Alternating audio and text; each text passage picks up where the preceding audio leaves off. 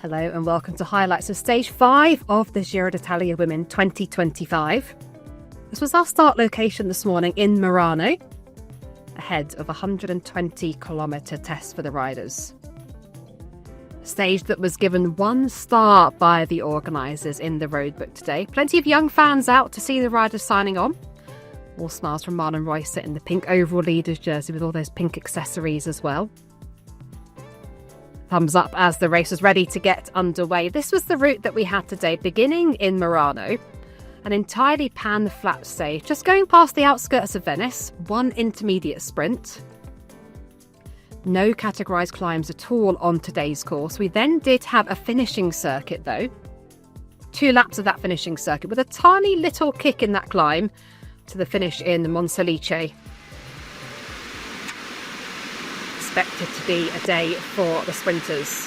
The 65k to go, we did have a breakaway of 5 riders. We had Bollegato, Lucon, Zontoni, Brauser and Ragusa were the 5 riders in this group, with more than 2.5 minutes on the peloton, headed up by SD Works Pro Time and Elena Cecchini, the rider, doing the work on the front, controlling things because they of course had the big favourite in Lorena Vives. Gigante was looking good in that blue Queen of the Mountains jersey, but a big crash in the peloton showed that it was tense out there today, despite the flat parkour.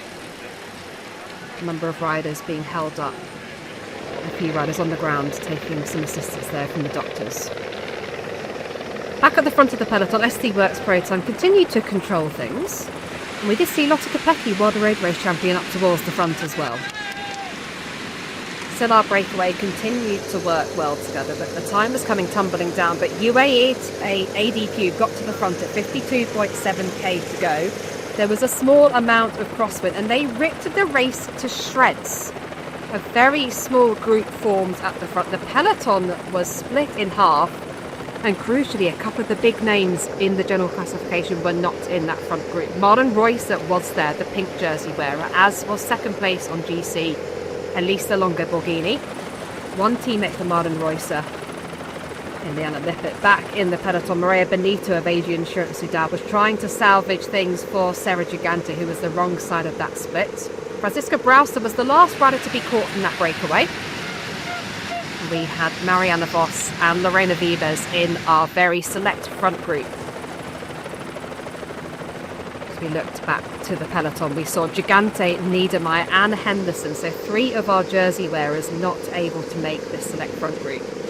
Still, the UAE team ADQ pushed on at the front, as did SD Works Pro Time, with Anna van der Breggen set to gain time as well. Eyes on Marianne Vos, closely marked by Lorena Vives. Lorena Vives sticking to her wheel like glue for most of today's stage. The gap continued to go out into the final few kilometres in more than 1.5 minutes as we approached the Flamme Rouge. A slightly technical run-in the final kilometre with 2 90-degree bends, but it was a faultless lead-out by SD Works Pro Time. Barbara Garishi, the rider on the front here, followed by Lotte Kopecky, World Road Race champion, and they delivered Lorena Vives inside that final 200 metres. An absolute perfection from the European Road Race champion as she sprinted clear of Marianne Vos, and absolutely no doubt that she would take career win number 107.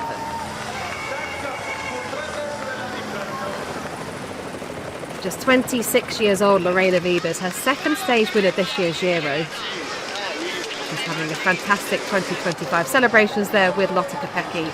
Sprint for the line was won by Irish champion Mia Griffin of Roland, so they were more than 1 minute and 40 seconds down on our front group, and it was time to do some maths for the general classification.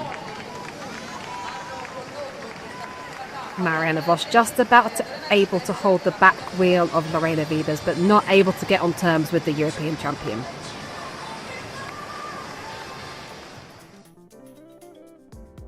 Confirmation of the stage results. Lorena Vives took the win from Marianne Vos. Liana Lippert took 3rd place on the line from Lotte Kopecky.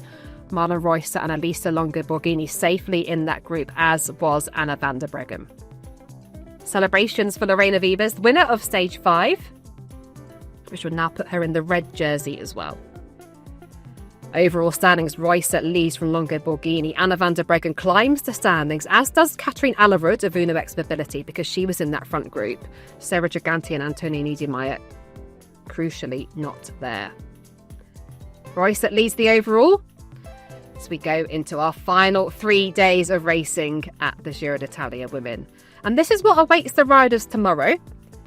We've got a 145-kilometre stage with more than 2,400 metres of climbing, 3 categorised climbs, a second category climb and 2 third category climbs. But as you can see, it is up and down all day.